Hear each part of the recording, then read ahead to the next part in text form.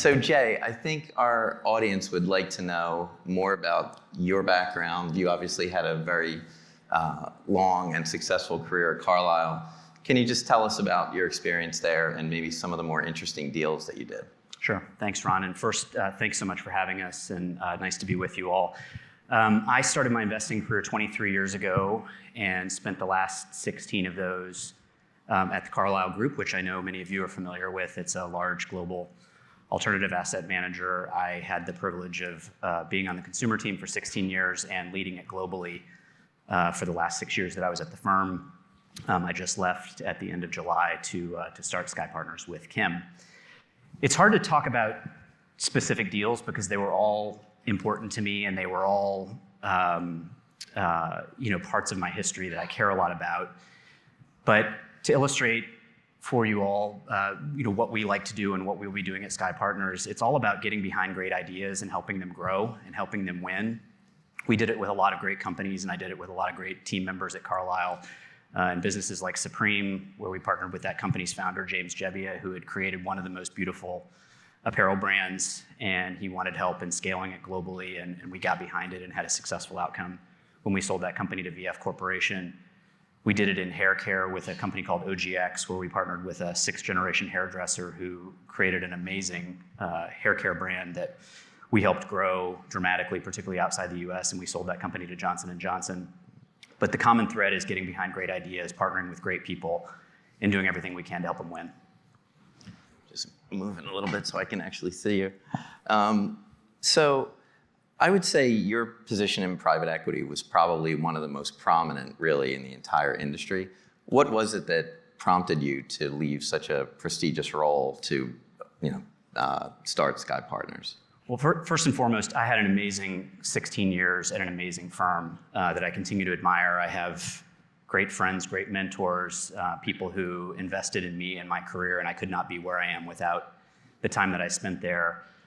But what I saw, and together with Kim, we see, is an opportunity to build a very, very differentiated platform addressing the modern consumer in a way that private equity is not addressing it right now. And what that means is, focusing, as I said, on businesses and brands that can benefit from the complementary experience that she and I have, getting behind great ideas, great founders, as I've done my whole career, to help them win. And that market opportunity was clear.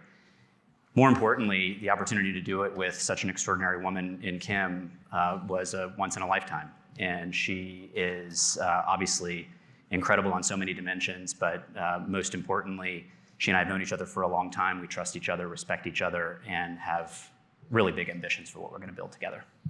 That's great. So Kim, when I told my daughter Emily that we had confirmed you as a speaker, she was actually willing to have dinner with me. And then after agreeing to dinner, she, of her own accord, built a 27-page PowerPoint presentation on everything about your entire life, all of your businesses. I am better prepared for this interview than any interview I've ever done. Thank you, Emily. So one of the things I learned that day in the presentation was that I knew of you, I think, as probably a lot of people in this room do, as a reality TV star and as someone with a huge social media following. But what I found really fascinating was you've really been an entrepreneur, since you were a teenager. Can you tell us a little bit about that and what sort of, created that spark? Yeah, I think my parents created that spark. Really simply. I was always working in my dad's office alongside him since I was 16, and he was an attorney, so he had me sign contracts for everything. So I signed a contract when I got a car. I was responsible to take care of it. So I crashed my car and I had to get a job to pay for that, or I would have been in breach of contract. And so I got a job at a clothing store, which really sparked my love for fashion. But then I was working for him in his office, and I just stayed there all through high school, through college, and I worked with him up until he passed away. But I would always have these side hustles going on in the office, selling and buying things on eBay and posting them, and he always let me do it and wanted great. to see where I would go with it and nurture it. And so I think just living that with my parents and seeing them work so hard to figure it out was really inspiring. And I just always wanted to be like that. That's great. That's a very cool story. So if we can bring up, I guess I'm supposed to hit this thing.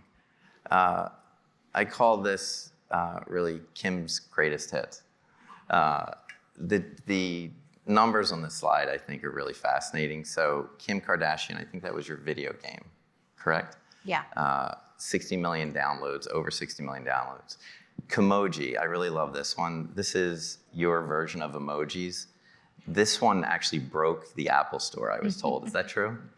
Yes. When we launched it, it was overwhelming with, I guess, 9,000 downloads a second. And then, of course, your beauty line and SKIMS and Skin by Kim. I mean, these last two are obviously amazing businesses with multi-billion-dollar valuations. So clearly, you have figured out something that is quite impressive. So one of the things that sort of jumped out at me as I was looking through the history of the deals you've done, the early deals look very much like they're in a licensing structure where you're lending your name to a brand. But in these last two deals, these feel very much like private equity deals to me, where they very much have your imprint on them in a major, major way. Can you speak to that? Yeah, I think early on in my career, there was no real blueprint of where I wanted to go and what I wanted to do, and I was really unsure myself. So I would do licensing deals and things that would come my way that I could really take, their temperature and my temperature to really see if it was something that I was really interested in. So I think there's definitely a phase in life where you have to be okay with figuring it out and being okay with that you don't have it all figured out. And then when I got to a place where I was kind of tired of not having the full control, you really buckle down and figure that out. And with the help of my mom and even my team of people and sisters, I was able to figure out what I really liked and how to make those goals happen. Yeah, that's great. Here, I'm going to show, because I don't think our audience is as familiar with social media as some others. This, maybe after Shelley's intro, they might be better. This line actually came from your pitch book. At Sky, we combine our deep expertise in investing, building brands, and shaping culture. And as I tried to kind of bring myself up to speed, I looked at some of the data that was in the slide and in the deck, and I thought like some of this would be worth showing because I found it really, really interesting. So this slide shows the social media platforms used by US marketers specifically for influencer marketing. So there's lots of digital marketing, but influencer marketing specifically is what we're looking at here. And Instagram is far and away the leader, and of course that's where you and your family really have an incredibly large following. And then this next slide is pretty depressing if you're in print, TV, or radio advertising, because digital has really begun to eclipse it in a massive way. And then lastly, just the user counts of monthly active users of three major sites, Facebook, Instagram, and TikTok. But where I think the shaping the culture probably comes in is this slide. I mean, of the top 15 most followed people in the world on Instagram, you and your sisters are 5 of those 15. I mean, that is massive influencer power. So congratulations on that. Thank you. Like, how did, you should applaud that.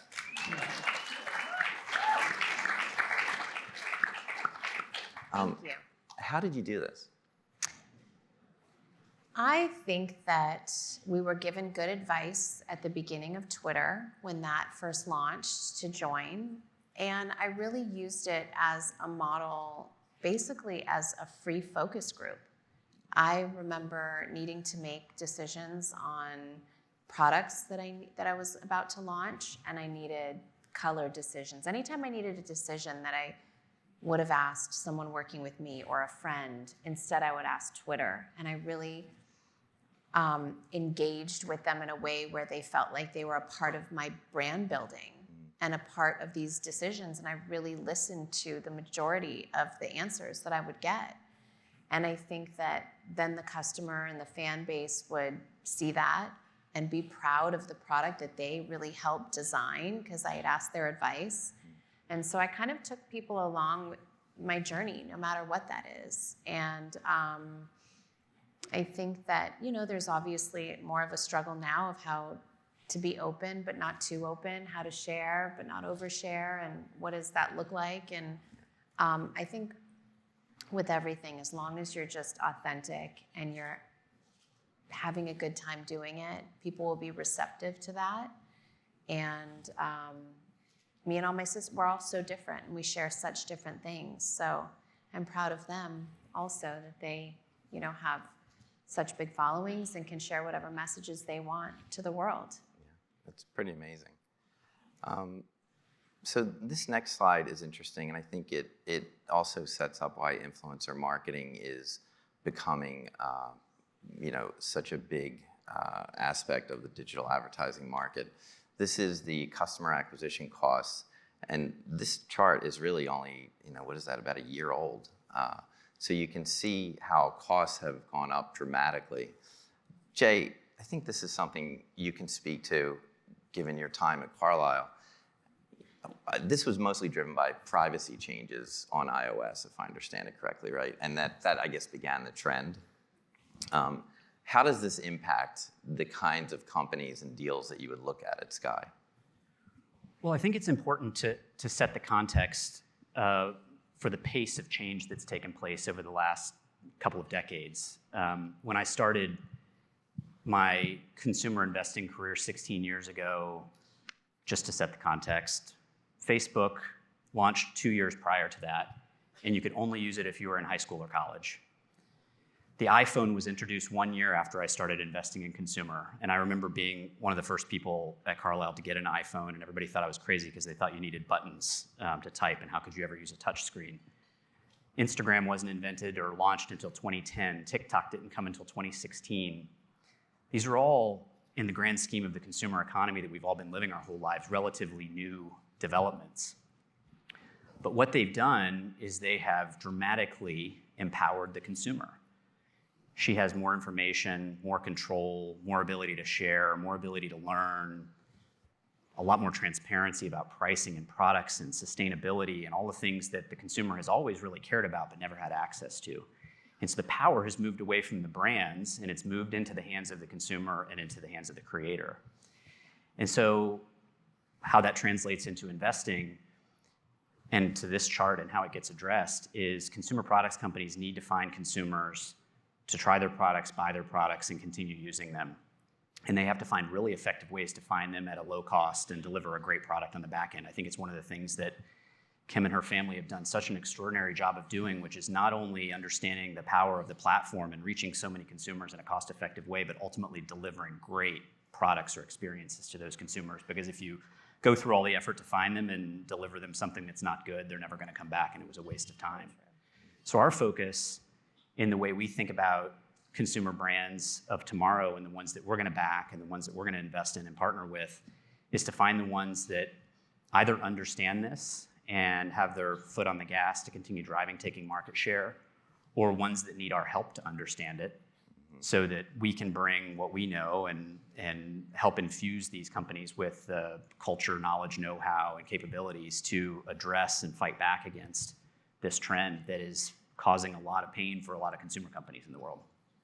Will any of this include, I guess, sort of building a network? I mean, obviously your family, Kim, has probably the best network in the world, but will you look to partner with other influencers outside of your family? Will that be part of the strategy, as I guess probably dependent on what kind of deal you do, but have you thought about that at all? Yeah, I think it's going to be very specific on the deal that we do, but I think we're open to so many possibilities, absolutely. Let's talk about deal flow. What is it like to be Kim Kardashian and have deals sent to you? I'm guessing you see a lot of stuff. I do see a lot of things, and so many inspiring things, so many things that might not be a right fit for me, but a good fit for someone else. And I always love to pass that on and share that information.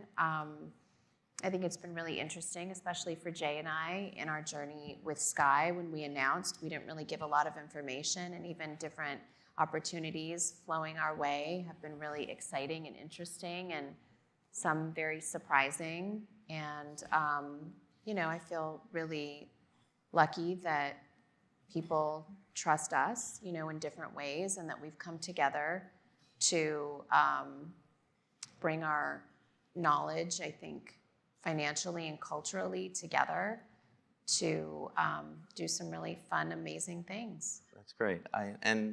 I assume you'll be, well, I shouldn't assume, but will you look at a full range of companies in terms of stage? Will you look at startups all the way through, businesses running 50, 100 million?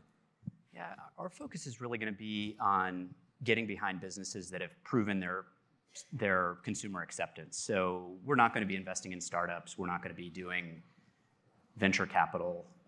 It will look like what Kim and I have been doing for our careers, which is getting behind great brands once consumers have shown that they want them, but where there's tremendous opportunity to expand into new geographies or into new categories or into new channels, and where we can get behind them and provide them the resources to help do that. And just to underscore what Kim was saying about the deal flow, it has been overwhelming. And the hardest part for us is less about the top of the funnel, there's the volume of deals that's coming through. It's figuring out where we spend our time, because time is our scarcest resource as a team. And it's not just about figuring out the best company. That's actually in some ways the easier part.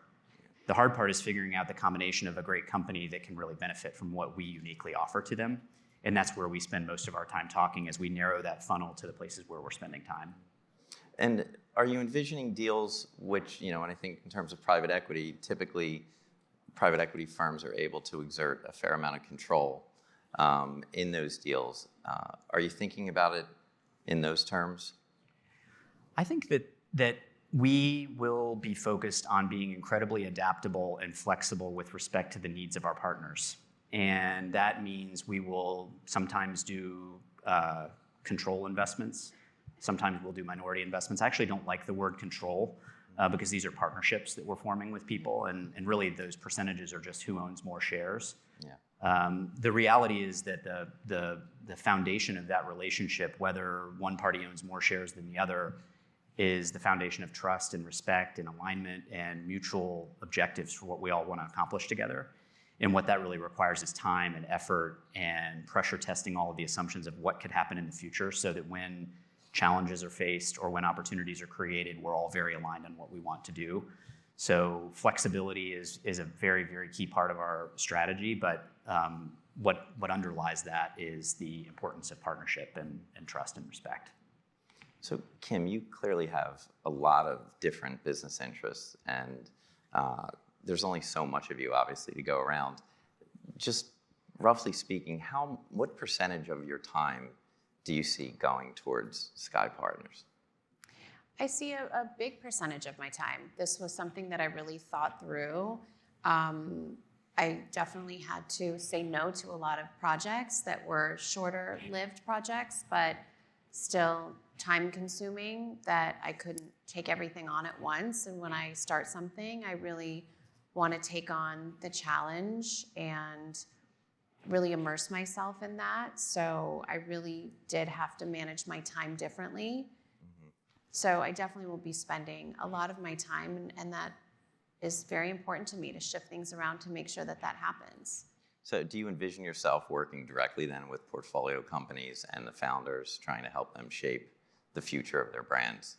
Absolutely. I mean, I think it's just so important, if I'm going to work with a company, to really talk to the founder and see what their DNA of their brand is and who they are and what their magic sauce is, to just figure out how to build that up and amplify that of what their true dream and vision was in starting their company. So I think it's super important to be extremely hands-on, and I just wouldn't have it any other way. I think that's really the only way to be successful. So I thought it was really fascinating that you are going to law school, in essence, correct? Yes. So what was it exactly that prompted you to want to get your law degree and ultimately become a lawyer? Yeah, I mean, I obviously grew up with my dad as an attorney, and I was always interested in all of the work that he would do in the cases, and I would always be looking through his stuff and evidence books and crime scene photos, and I was always really nosy. And we had to have a conversation about it, and I told my dad that I really wanted to go to law school, and he actually talked me out of it and thought that it would be a very stressful job for me and didn't think that I would really love it. But I was working on a case of a woman that I was able to help get her sentence commuted by the president, and I felt a little embarrassed that I just didn't know. I couldn't have done it on my own. I needed to bring in my attorneys, and I didn't know a lot of the things that they were talking about. It didn't make sense to me. So I figured if I knew more information, I could get more done and I can help more people get out of prison. So that was always my number one focus, is I just didn't want to have to rely on an attorney to have to ask them everything that I felt like I could know on my own. And it was taking me, probably double the time to figure things out. So I really wanted to just figure that out myself. So Just increase that I'm on this journey. knowledge base. And actually, I probably should have asked you about the work that you're doing with inmates who, seem to be widely believed have been wrongly accused. But I know that's not necessarily tied to SKKY Partners, but do you want to just comment on that? I think people would be interested.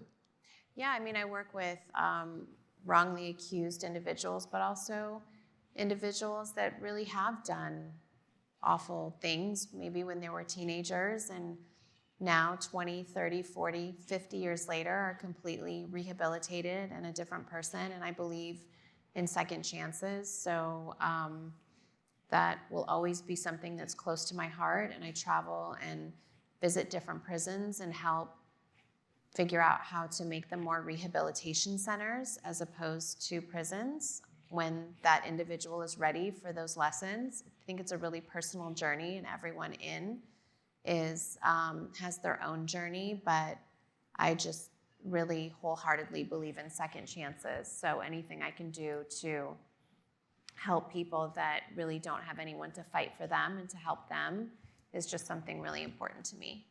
And you've had some success, right? Yeah. I forget the woman's name who you helped. Alice Johnson. Yeah. She was the first person that I helped, and I believe that the president, hearing her story and understanding it, was able to, from that story, signed a bill that has let out between 20 or 30,000 individuals. So, and then I work on individual cases all the time. That is amazing. So, thank you. Thank you. Well done. Thank you. It's just trying to change the stigma behind it all and understanding that people really can rehabilitate their lives and deserve a second chance. No, that is great. Do you see any of that playing in any way in the choice of portfolio companies?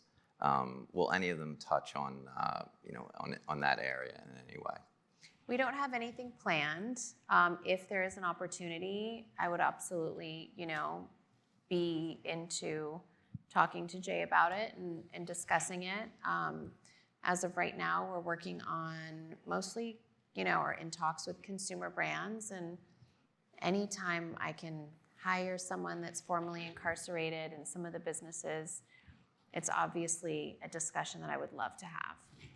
Yeah, and Ron, I would just add, I think one of the real opportunities we have as a firm, and it's one of the things that Kim takes incredibly seriously with the community that follows her around the world, the responsibility that she has to them, carries over into what we'll be doing from an ESG perspective.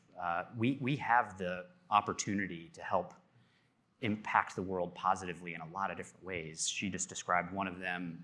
We can help companies get better in how they treat the environment. We can help companies get better in the way they treat their people.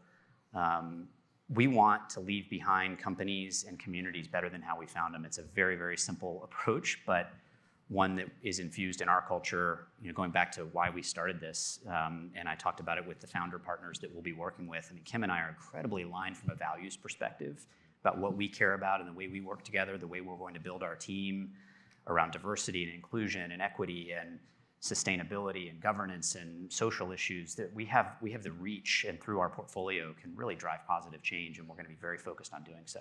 Yeah, that's great. And here we have, I don't know what the count is, but we have many funds that are DEI and ESG focused. I mean, it has become a huge issue for allocators really around the world. So that makes complete sense. Can you give us a sense, and I don't, you don't have to answer this if it's something that creates a compliance issue for you in any way, but just, can you speak to either the size of the fund or maybe the investment pace that you have in mind, just in terms of the volume of deals or the intended capital that you deploy per year? Yeah, you're right to raise the compliance issues. We do have to be careful about the specifics there. We want to raise a sufficient amount of capital to give SKY Partners the scale to deploy into the businesses that look like the ones that Kim has built in her career and that look like the ones that I've been investing in my whole career. We're building a community of limited partners who share our view that we have unique capabilities, unique opportunities to create value, really, really complementary skills, that we're building a great team who can do it and who can put money to work at scale, so that the effort that we put behind it results in even more scale for those businesses on the back end, and businesses that we can be really, really proud of for the long term. I think there's nothing more gratifying as an investor, because we take this so seriously. These companies they become a part of our lives. They're a part of our identity. We get very close with the management teams and the founders. We want them to thrive long past our ownership, and we want them to thrive, long into the future, so that they continue to be successful, because that's what our brand is helping companies be better when we leave them than they were when we find them. And if we can do that at scale, we can make even more of an impact. Do you envision co-investment opportunities as well for larger LPs? We do. Obviously, I've spent my whole career inside of a very large firm and had access to scale in very large transactions. Kim and her reach globally, and the scale at which she can use her skills and capabilities to help these companies grow. We will absolutely look to partner with our limited partners and our investors to provide even further scale to help fuel those businesses, and the ones that we think are most attractive and the best fit with our value creation capabilities, for sure. And do you feel like, I've heard, I met with a gentleman who was part of Ryan Reynolds' team that I believe they were considering going in a similar direction, creating an investment vehicle. But with the exception of that one, I can't say that I've seen any other significant marriage of investment expertise with real social media expertise. But I'm sure there are funds out there that I just don't know of. Who would you consider to be some of the bigger competitors against this type of approach? We have a lot of great competitors, and I've got a tremendous amount of respect for a variety of different firms that are pursuing a variety of different strategies.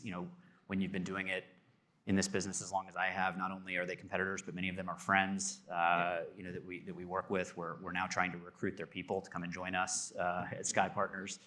But look, I think good competition makes firms better. We need to prove to our investors and to the companies that we're trying to partner with that we are unique and different and hopefully better. And good competition helps elevate that. Companies without competition tend to wane. Companies with good competition tend to grow and innovate. And that's what we're trying to do. There's no question that at our scale, this is a unique partnership. For sure. And Kim and her reach obviously are really important, but what is also incredibly distinctive is she has been that entrepreneur. Right. She has built those businesses. She's been on the other side of the table when investors are in the room asking her questions about the businesses that she's building, and that puts her in a really, really unique position to help address the founders that we're trying to convince that we're the right partners. Yeah, I thought that was interesting in the green room. One of the conversations you were having, I remember you saying, "This isn't really about, we're going to invest in a business and then you'll start posting about it. It's much more complex than that." Yeah. I see you really being able to bring entrepreneurs up to speed because you have an expertise, as those charts showed, that really is world class in this area. Is that something that you really intend to do, working directly with the entrepreneurs to really set them up so that they get some benefit from your social media influence, but it's not about just Instagram posts? Yeah, I think that some people might assume that, okay, if we're going to, invest in a company, that now I'm going to be, if it's a beauty brand or whatever it is, then be posting nonstop about their product. But I think my fan base and customer, and ultimately, if it's their customer, would love the journey that I've been on as far as now investing. And if I believe in a company so much, I would love to storytell about that company and why I believe in them so much, as opposed to if I love it, which I should, because I would be investing, I would naturally use their products anyway. Right. So you would see that in my daily life. But I think the more interesting part of it is explaining the journey of why we're partnering, why I'm investing, and what the brand means to me, and what that brand should mean to the world, and what their true magic DNA is. So I'd rather story tell about that and absolutely post for sure, but not as a spokesperson. Right. Yeah. Like where I think people might assume that would now be the role, which it wouldn't. Sure.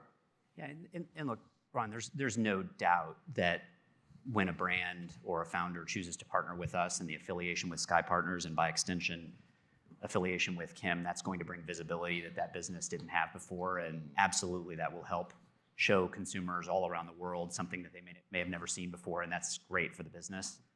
But the real strategy is about infusing these businesses with the knowledge, know-how, and will to build those capabilities themselves, because that is what will drive sustainable value creation long beyond our ownership. And really give them the tools that right. I've learned, whether it's something really simple of how I market things to how I choose, talent for campaigns, no matter what it is, I'm more than happy to give whatever expertise I have that would give them the tools to inspire them to do it their way. So when I think about where you spend, I guess, most of your time from a deal flow perspective, or in terms of the businesses you've launched, I feel like it's very B2C oriented, right? It's all business to consumer deals. But I know in the materials for the fund, you've also talked about media plays. What are you thinking about there? What sort of media opportunities would be interesting? Well, of course, Kim is very accomplished in the media world as well, and I, as part of my job at Carlyle, led media as well. There are entire firms that do media and that are very, very good at it, and I think we'll be competing against them as well, and it's going to be a minority of the deals that we do will mostly be investing in consumer brands. But selectively, when we find a B2C media company, whether that's in sports or music or entertainment or any form of media that can benefit from our capabilities and experience in the same way that a luxury apparel company would, or a hair care company would, or whatever it is, we will absolutely seek to try to partner with people who are delivering services, goods, hospitality, whatever it is. The setup is what's most important, which is that the person on the other side or the people on the other side understand what they're really good at, and we don't get in the way of that.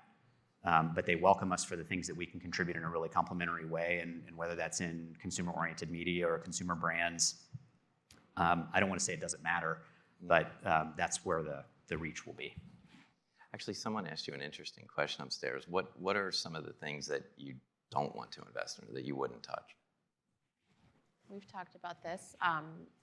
Probably in the tobacco industry. Firearms manufacturers. Yes, yeah. Firearms manufacturers, for sure. But I think, us even talking about the things that we really would, that we weren't thinking about at the beginning, like hospitality, I think is really interesting. There is a vast consumer and media universe. We need to find 8 or 10 or 12 companies to invest in over the next handful of years. So there's plenty of opportunity for us to invest in the things that we believe in and that we can fuel their growth and success, such that we don't need to get close to the line on things that are either inconsistent with our values or inconsistent with the values of our investors. Well, could we see a Kardashian hotel chain at some point? What do you think? If every sister would do a floor, we're in. Design a floor. It would be very interesting. Oh my God, that thing would be sold out in a nanosecond. I'd stay there. I'm sure it would be. You got to host the next iConnections there, Ron. That's the Absolutely. Just don't tell Jeff Sofer Yeah. that I said I'm in. Sorry, I shouldn't have said that in this room. Well, I'm sure that people in the audience would love to ask questions, but we're not taking any questions from the audience. Except for one, actually, and that's actually from my daughter. Emily? Thank you.